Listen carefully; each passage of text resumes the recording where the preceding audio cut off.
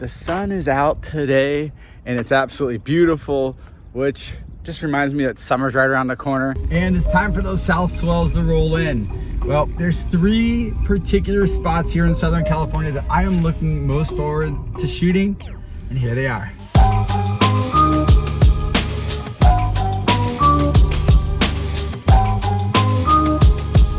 I'm Brad Jacobson. I chase the waves, the people who ride them, and tell the stories about these adventures. Spring officially kicked off on March 20th here in Southern California. It's been a weird winter/spring for us. A lot of rain, a lot of cold weather for here in Southern California. But now with the sun out and the temperatures rising, it has me excited about the summertime south swells. Now, these are going to be my top 3 for shooting. Yeah, there's other spots, obviously all along Southern California, that picks up a fun south swell. But these just so happen to be my favorite 3 to film. And these are going to be in no particular order. I am going to start off with a classic, and that is going to be Malibu. What's to like about Malibu? Well, there's a lot to like. The scenic quality of Malibu is crazy. It's absolutely beautiful.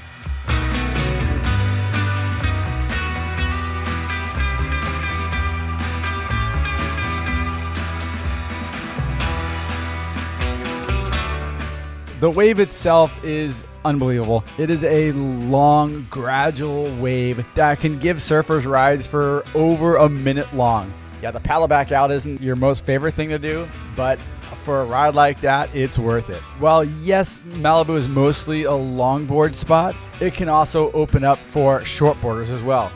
It's not going to be a top-to-bottom barreling wave, but it gives the shortboarders great open faces for these huge carves and the ability to build a ton of speed. Now for the longboarder, this is a wave that just keeps going. It has something for every type of longboarder. Whether you're that traditional old school longboarder or you're something more of a modern longboarder. Now, what's not to like about Malibu?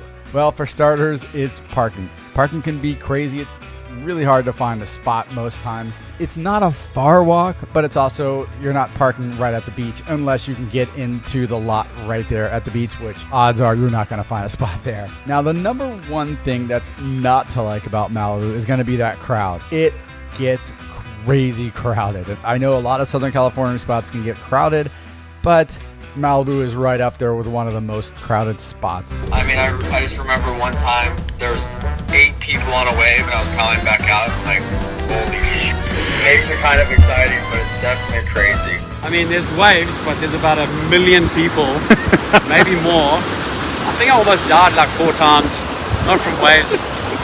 There's just longboarders coming at you at all angles. It's like playing dodgeboard. Freaking dodgeboard.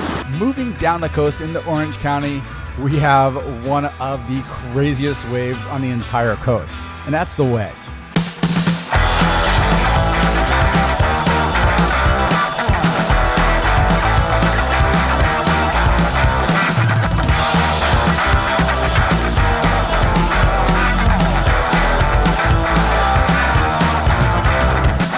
What's to like about the Wedge? The Wedge is this mesmerizing wave that is almost as much fun to watch as it is to actually surf. This is a wave that absolutely loves hurricane swells, loves south swells. It can hold some of the biggest size waves we have on the coast. It gets absolutely huge. And the thing is that it's breaking in like waist-high water. So it is super dangerous. You can feel the power of the Wedge sitting right there on the beach. You'll have a ton of people out on the beach on a big day, and they'll come from all over Southern California just to watch this wave. Kind of has that NASCAR effect. You're waiting for the car crash. Well, in the Wedge's case, you're waiting for somebody to drop off a 20-foot face right into the sand. I am also going to bring in cylinders as part of the Wedge. Cylinders is the right that kind of goes into the Wedge. The main difference, instead of that wave being tall, it drops below sea level, causing these slabby, basically unmakeable barrels. You kind of just drop in and hang on.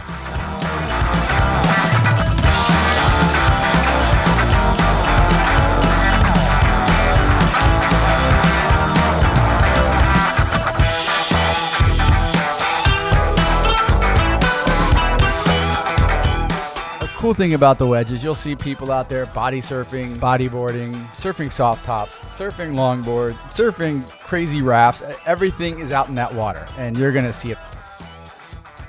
I've even seen a remote-controlled surfer just getting wrecked.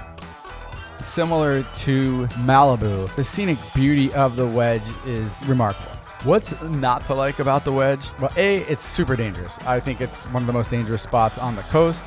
And B, similar to Malibu, it can get really, really, really crowded. Not only with just people riding the waves, but also you have a ton of people on the inside trying to photograph it. They're in the water right there where all these guys are riding the waves. So it's just a hectic scene in the water. But overall, the Wedge, well worth your time. If you've never been and you don't even surf or body surf or whatever, get down there on a big swell. Just sit back and watch it. But don't sit too close to the water. If you're not familiar with the ocean has a way of having these rogue sets come in, grab people, and take them out into the water. So be careful if you're just going there to watch, and definitely be careful if you're going to go there to surf it. And finally, my number 3 favorite place to film in the summertime here in Southern California, well, it's gotta be Lower Trestles. But what's to like about Lowers? This is a magical wave. Similar to Malibu, it's not real top to bottom, but it's a really point break that fires off these A-frame peaks, and it's just this absolute ripping wave. That's why so many good surfers have come out of that San Clemente, San Diego area. There's always a lot of talent in the water. You're definitely going to see some of the best surfers in the world every time you get there. It's mind-blowing to watch these guys surf in a wave that's just wave pool generated. I mean, it's just this perfect wave that comes through. You get top-level talent on waves like that, and it's just something to watch. But what's not to like about Lowers? Same with the other 2 spots that I mentioned so far. It gets insanely crowded to the point that it's going to be super hard to get a wave without either dropping in on someone or having someone drop in on you. It gets that hectic. So if you've never been there and you've heard about it and you're excited to go surf it, it's a tough one to get waves at. Another thing not to like about it, it's going to be a long walk. You have to park all the way up top, and there is a public parking lot, but it costs a lot. And there's street parking. Good luck trying to find one of those street parking spots, because that fills up fast. So if you can find a parking spot, you still have to walk tremendous way just to get your feet in the sand. It's a long walk downhill, and then when you're tired from surfing all day, you got to walk that thing uphill.